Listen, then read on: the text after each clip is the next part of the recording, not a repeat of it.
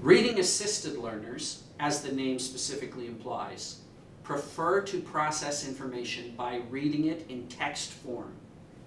They are different from visual learners, as we mentioned earlier, in that they do not like the information to be synthesized or represented in charts or tables or pictures or graphs. They actually prefer a preponderance of text. These people like to read, they have high reading comprehension, and they prefer to be given the time to fully read what's put in front of them.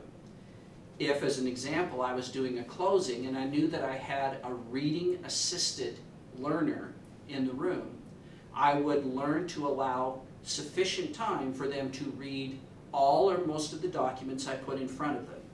Trying to do a quick verbal synopsis, as if they were an auditory learner, by saying, well, really what happens on this page is you're agreeing to A, B, C, can actually frustrate them.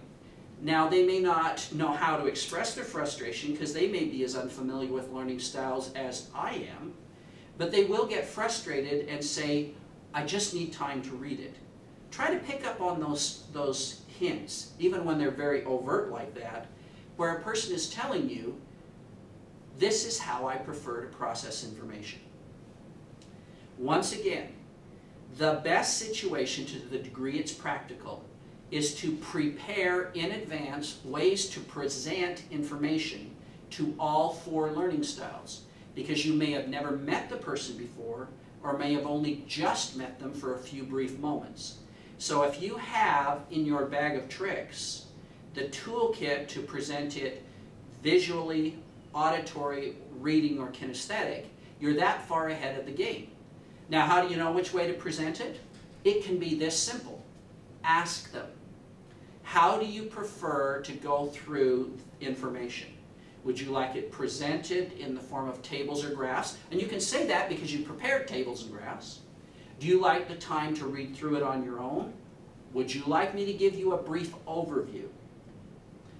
In those three alone, you have covered the questions of, are you a visual learner? Are you an auditory learner? Or are you reading assisted? Prepare for all learning styles to the degree it's reasonably possible. Have the toolkit available, and then ask what would work best.